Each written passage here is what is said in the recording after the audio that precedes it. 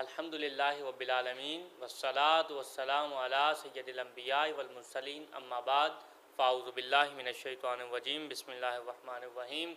خلاصہ قرآن کے ساتھ ایک مرتبہ پھر حاضر ہیں انشاءاللہ العزیز بفضل اللہ العظیم۔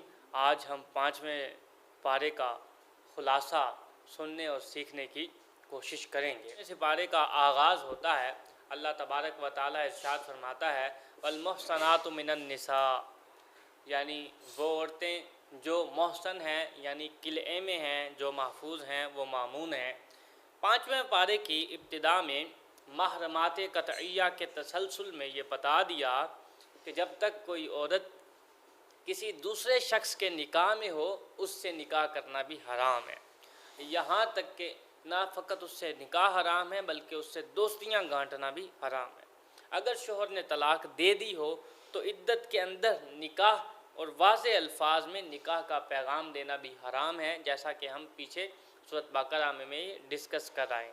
البتہ عدت کے بعد عورت اپنی رضامندی کے ساتھ دوسرے شخص کے ساتھ بھی نکاح کر سکتی ہے، کوئی حرج نہیں ہے، ان کو روکا نہ جائے۔ آیت نمبر 29 میں بتایا لا تأکلوا اموالکم بینکم بالباطل، کہ آپس میں مال باطل طریقوں سے نہ کھاؤ بلکہ ایک دوسرے کا مال تجارت کے ذریعے حاصل کرو، فراڈ کے ساتھ، چوری کے ساتھ، رشوت کے ساتھ، ڈکیتی کے ساتھ، کرپشن کے ساتھ نہ کھاؤ۔ اور فرمایا حاصل ہونے والا تجارت سے جو نفع حاصل ہو وہ بھی کیا ہے؟ جائز ہے۔ اسی طرح ہبہ اور وراثت کے ذریعے جو مال ملے وہ بھی جائز ہے۔ غصب کا مال حرام ہے، اور جھوٹی گواہی دے کے آج کل آپ کو پتہ ہے کرائے کے گواہ مل جاتے ہیں، وہ کیا ہے؟ وہ بھی حرام ہے۔ آیت نمبر 32 میں فرمایا کہ حسد نہ کرو، کہ حسد کرنا اچھی چیز نہیں ہے۔ اللہ تعالیٰ نے اپنی حکمت سے کسی کو مال، عزت یا مرتبے میں فضیلت دے رکھی ہے تو اس کے زائل ہونے کی تمنا نہ کرو۔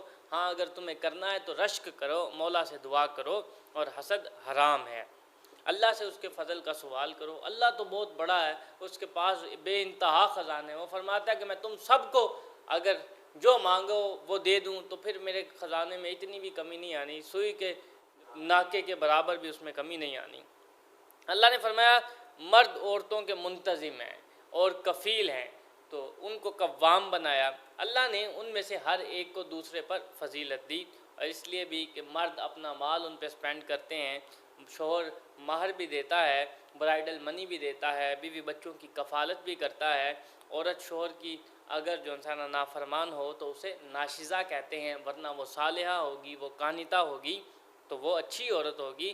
قرآن نے اس کا حل ہمیں بتلایا کہ اس کو جو انسان ڈانٹو، اگر وہ ڈانٹنے سے بھی باز نہ آئے پہلے اس کو نصیحت کرو، پھر ان کے بستروں سے الگ رہو، پھر اس کو مارو۔ مارنا ایسا نہ ہو کہ منہ پر خاص طور پہ نہ مارا جائے، اور ایسے مارو مسواک سے مارو جس سے جسم پر نشان نہ پڑے۔ آیت نمبر 37 میں فرمایا کہ اللہ تبارک و تعالیٰ کی وحدانیت پر ایمان لاؤ، شرک سے بچو، شرک کی تمام صورتوں سے اپنے آپ کو بچاؤ۔ پھر حقوق العباد جو بہت اہم ہے، جس کو آج کل ہمارا معاشرہ جس سے بالکل محروم ہے، یکسر خالی ہے۔ افسوس کہ ہمارے پاس یہ معاملہ تو بالکل ہی اٹھتا چلا جا رہا ہے۔ پھر پڑوسیوں کے درجہ بندی کرتے ہوئے فرمایا ایک پڑوسی وہ ہے جو قرابت دار ہے۔ یہ قرابت رشتہ داری کی بھی ہو سکتی ہے اور اسلامی رشتے کے حوالے سے بھی۔ دوسرا پڑوسی وہ ہے جو اجنبی ہے۔ اس اجنبی سے مراد کیا ہے؟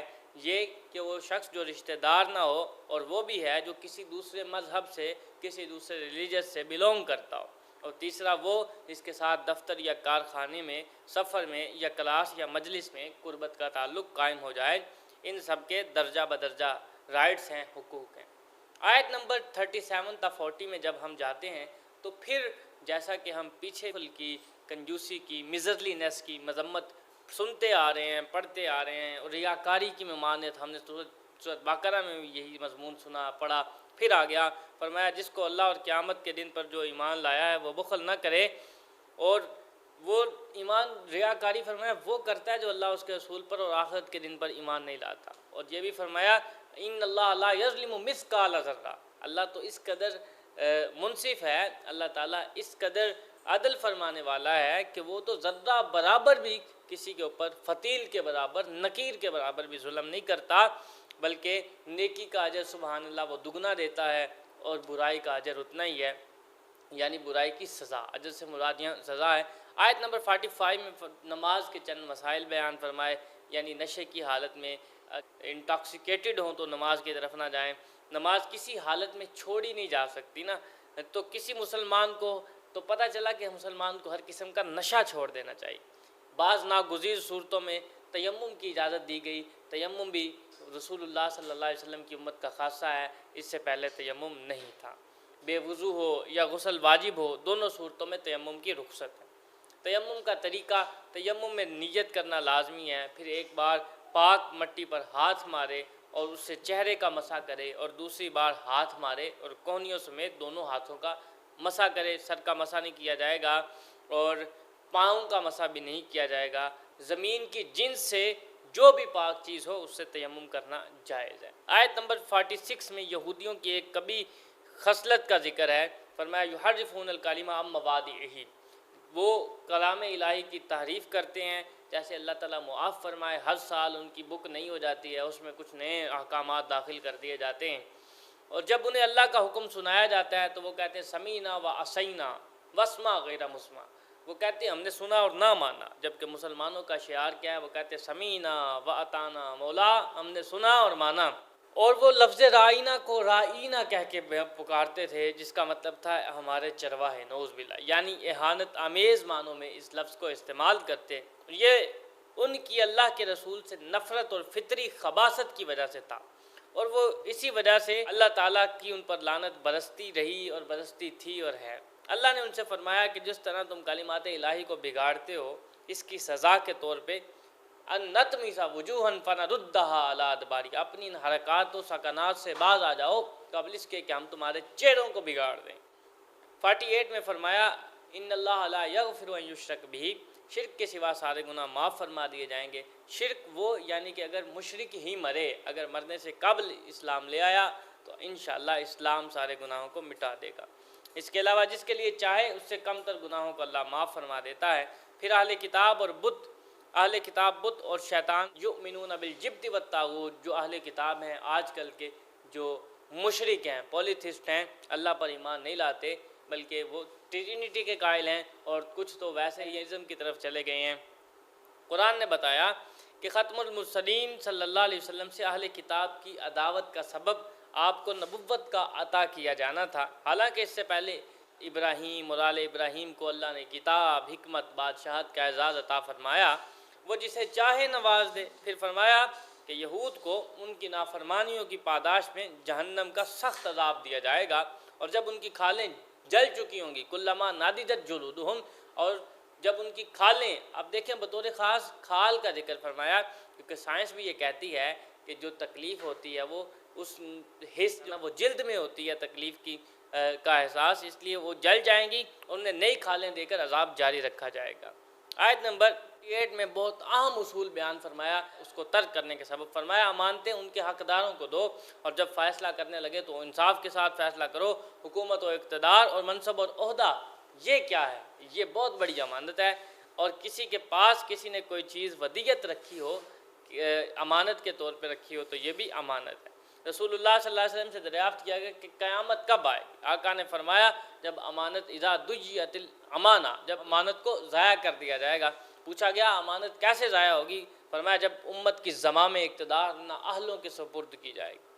آیت نمبر 59 میں فرمایا اے مومنو اطیعوا اللہ و اطیعوا الرسول و اولی الامر منکم، صاحبان اختیار کی اطاعت مشروط ہے، اس میں اللہ اور اس کے رسول کی اطاعت غیر مشروط ہے۔ اگر اہل اقتدار کسی جائز معاملے میں، وہ معاملہ کہ جو اللہ اس کے رسول صلی اللہ علیہ وسلم کے احکامات کے مخالف نہیں ہے، حکم دیں تو ان کی بات مانی جائے، ورنہ فیصلہ قرآن اور حدیث کی روشنی میں ہوگا۔ آیت نمبر 60 اور 63 میں منافقین جو ہائپوکرائٹس ہیں، ان کی مکروہ چالیں جو وہ چلتے رہتے ہیں، اور دو رخ پن کا ذکر ہے۔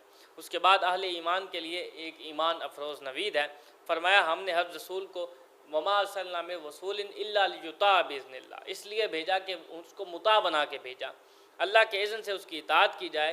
اور فرمایا جب اپنی جانوں پر ظلم کر بیٹھو تو اے رسول یہ آپ کے پاس آئیں اور اللہ سے اپنے گناہوں کی بخشش مانگیں، اور رسول بھی ان کے لیے دعائے مغفرت کریں، واستغفر اللہ لوجد اللہ توابا رحیما، تو یہ ضرور اللہ کو بہت توبہ قبول کرنے والا، بے حد رحم کرنے والا پائیں گے۔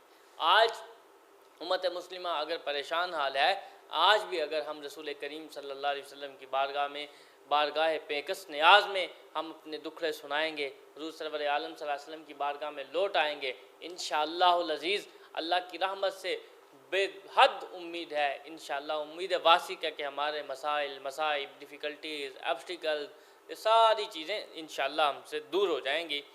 اور یعنی رسول اللہ صلی اللہ علیہ وسلم کے وسیلے سے اللہ سے استغفار کیا جائے تو اللہ اسے رد نہیں فرماتا۔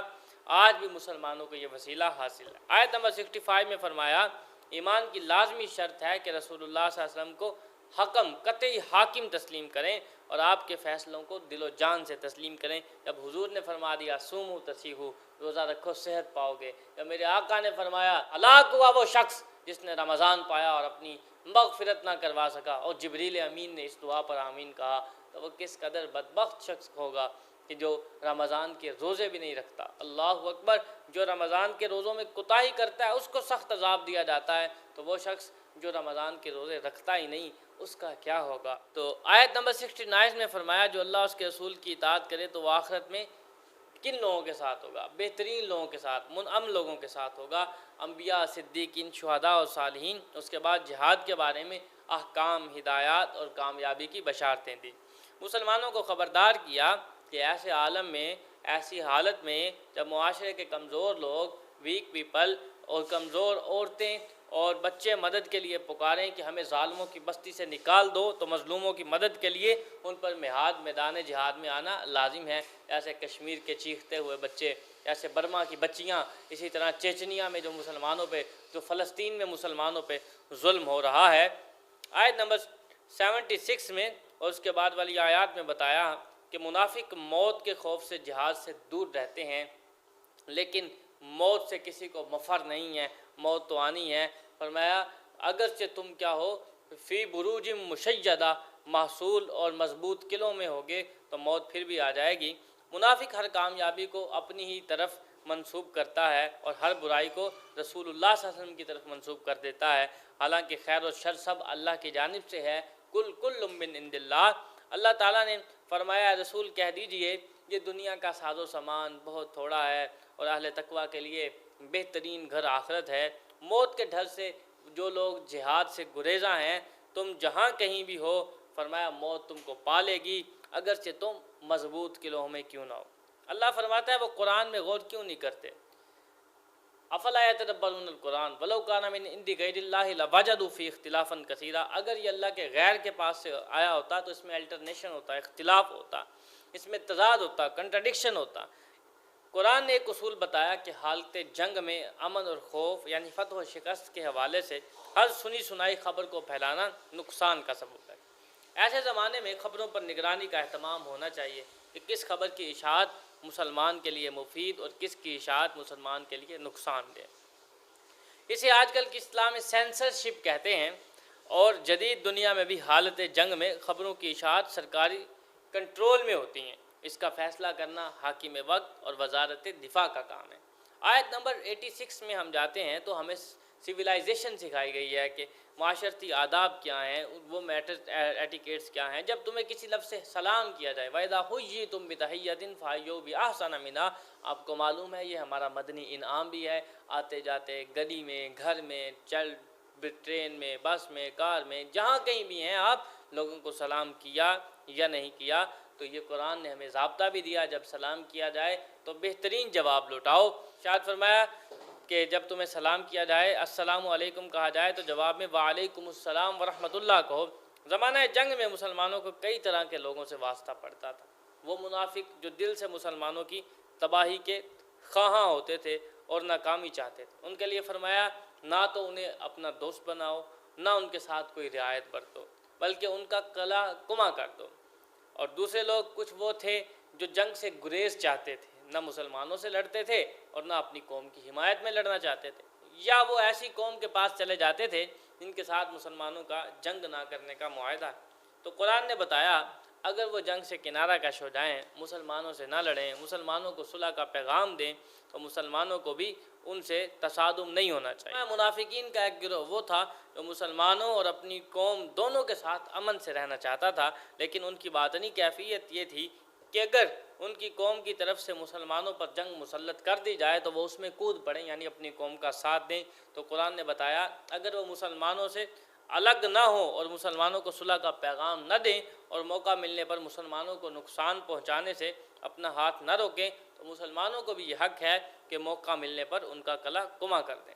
آیت نمبر 92 میں قتل خطا کا حکم بیان فرمایا۔ مسلمان کے ہاتھوں غیر ارادی طور پہ غلطی سے کسی مسلمان کا قتل ہو جائے تو اس کی تلافی کے لیے کفارہ دینا ہوگا، مقتول کے ورثاء کو دیت دینا ہوگی، سوائے اس کے کہ مقتول کے ورثاء دیت معاف کر دیں۔ فمن عفا، جو معاف کر دے تو فرمایا یہ نیکی کا کام ہے۔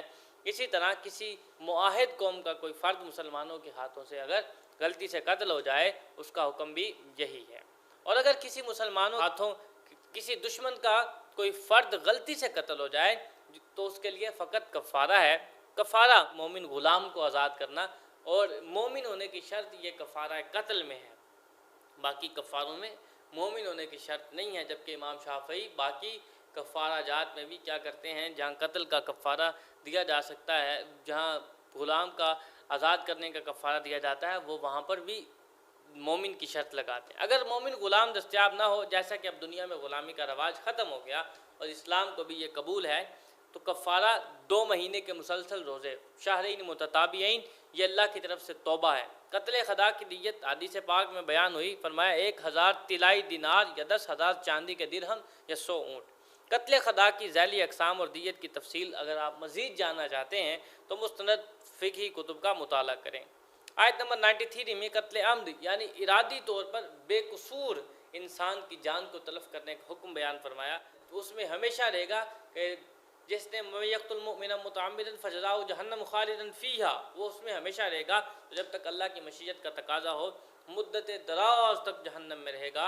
اور اگر قتل ناحق کو حلال جان کر کیا تو ہمیشہ جہنم میں رہے گا، اور اس پر اللہ کا غضب ہوگا، اس اللہ کی لعنت ہوگی، لعنہ اللہ، اور آخرت میں اس کے لیے عذاب عظیم ہے۔ اگر کسی نے قصداً قتل ناحق کیا اور دنیا میں اس سے قصاص لے لیا گیا تب بھی آخرت کی نجات کے لیے توبہ شرط ہے۔ قتل ناحق کی صورت میں قاتل سے قصاص بھی لیا جا سکتا ہے اور کسی بھی مالی بدل پر صلح بھی کی جا سکتی ہے، یا بغیر کسی مالی بدل کے مقتول کا ولی معاف بھی کر سکتا ہے۔ آیت نمبر 95 میں بتایا کہ جو لوگ جہاد سے کنارہ کش ہیں ان کا درجہ برابر نہیں ہے۔ بیٹھنے والے لا یستوی القاعدون، اور وہ لوگ جو گھروں سے نکل گئے ہیں اپنی جان و مال اللہ کی راہ میں لڑ رہے ہیں اس کے ساتھ، جو بیمار یا ضعف کے سبب عملی جہاد میں شریک نہیں ہیں، ان لوگوں کو تو استثناء ہے، لیکن وہ جنگ کا منصوبہ ساز ہے، حکمت عملی ترتیب دینے والا ہے، جنگی چالیں سکھانے والا ہے، مجاہدین کی خدمت میں مشغول ہے، وہ یقیناً مجاہد کا اجر پائے گا۔ ایسے وہ بوڑھے جو لنڈ تھے، جو سکھائے ہوئے تھے، کافی سیکھے ہوئے تھے، تو وہ جیسے ابو سفیان وہ کیا کرتے تھے، جنگ کی چالیں بتاتے تھے۔ عہد رسالت صلی اللہ علیہ وسلم کے تناظر میں جبکہ مسلمان مستقل حالت جنگ میں تھے، جو لوگ جنگ سے گریز کرتے رہے، ان کے بارے میں فرمایا کہ جب ان کی روح قبض کرنے کا وقت آئے گا فرشتے ان سے پوچھیں گے کہ حق و باطل کی جنگ کے وقت تم کہاں تھے؟ وہ کہیں گے ہم زمین میں کمزور تھے، کننا مستضعفین فی الارض۔ فرشتے ان سے کہیں گے کہ تم نے دارالایمان کی طرف ہجرت کیوں نہ کی؟ لیکن جو مرد، عورتیں اور بچے واقعی کمزور تھے ان کے لیے راہ نجات نہ تھی، تو اللہ ان کو معاف فرمائے گا۔ اور یہ بھی فرمایا کہ ہجرت کے نتیجے میں اللہ وسعت عطا فرمائے گا۔ جو شخص ہجرت کے ارادے سے اپنے گھر سے روانہ ہو جائے اور اسی دوران اسے موت آ جائے تو اس کا اجر اللہ کے ذمے ہے۔ آیت نمبر 101 اور بعد والی آیات میں مسافر کے لیے نماز میں قصر کا حکم فرمایا۔ اسی طرح فقہ حنفی میں مسافت سفر کی مقدار 98 کلومیٹر ہے۔ نماز و جماعت اتنا لازمی فریضہ ہے کہ حالت جنگ میں بھی ساکت نہیں ہوتا۔ اللہ نے فرمایا کہ عین حالت جنگ میں باجماعت نماز پڑھو، اور امن کی حالت ہو تو معمول کے مطابق نماز ادا کرو۔ بے شک نماز کتاب موقوتہ، اللہ فرماتا ہے جو کوئی گناہ کا کام کرے یا اپنی جان پر ظلم کرے پھر اللہ سے مغفرت طلب کرے تو وہ اللہ کو غفور الرحیم پائے گا۔ اور ہر شخص کی بدعمالیوں کے سبب وہ مصیبتوں میں مبتلا ہے تو یہ اس کے گناہوں کا وبال ہے، اسے چاہیے وہ اللہ سے توبہ کرے۔ اور فرمایا جو شخص ہدایت کے ظاہر ہونے کے بعد رسول کی مخالفت کرے اور تمام مسلمانوں کے راستے کے خلاف چلے تو پھر ہم نولہ ما تولی ونصلہ جہنم، اسے ہم جہنم کی طرف پھیر دیں گے، اس راستے کی طرف جسے اس نے خود اختیار کیا، اور وہ برا ٹھکانہ ہے۔ واضح طور پہ وعید ہے کہ کسی شخص کا مسلمانوں کے اجماعی راہ سے ہٹ کر اپنے لیے الگ راہ عمل متعین کرنا، جہنم کا راستہ اختیار کرنا ہے۔ اللہ نے شیطان کے پیروکاروں کے لیے جہنم کی وعید سنائی ہے، مومنین کاملین کے لیے جنت کی بشارت دی، اور فرمایا ہر صاحب ایمان مرد اور عورت جنہوں نے حالت ایمان میں نیک کام کیے وہ جنت میں جائیں گے۔ اللہ تعالیٰ نے فرمایا اس سے اچھا دین کس کا ہوگا جو اپنے آپ کو اللہ کی بندگی کے سپرد کر دے، وہ نیکوکار ہو، ملت ابراہیم کا پیروکار ہو۔ آیت نمبر 135 میں فرمایا مومنو انصاف کو کبھی مت چھوڑو، اگرچہ وہ تمہارے اپنے ہی خلاف کیوں نہ ہو، وہ تمہارے ماں باپ اور قرابت داروں کے خلاف کیوں نہ ہو، خواہ امیر ہو یا غریب ہو، ان کا تم سے زیادہ خیر خواہ ہے، ویل وشر ہے۔ بس گواہی دیتے وقت تم خواہش کی پیروی کر کے عدل سے روگردانی مت کرنا، اور اگر تم نے گواہی میں ہیر پھیر کیا یا اعراض کیا تو اللہ تمہارے سب کاموں سے خوب باخبر ہے۔ منافقین کی ایک علامت بتائی، قاموا الی الصلاۃ قاموا کسالی مذبذبین بین ذلک، نہ ادھر کے نہ ادھر کے، اور نماز میں سستی کرتے ہوئے اور نماز کو ایک بوجھ سمجھتے ہوئے آتے ہیں اور صرف دکھاوے کے لیے نماز پڑھتے ہیں۔ یہ لوگ ہمیشہ کفر اور ایمان کے درمیان متزلزل ہیں، اس لیے فرمایا کہ جہنم کے سب سے نچلے طبقے میں ہیں۔ یہ تھا 5ویں سپارے کا خلاصہ۔ اللہ سے دعا کرتے ہیں اس میں جو غلطی یا کوئی کمی کوتاہی رہ گئی اپنے فضل سے معاف فرمائے، اور ہمارا یہاں مل بیٹھنا اپنی بارگاہ میں قبول فرمائے۔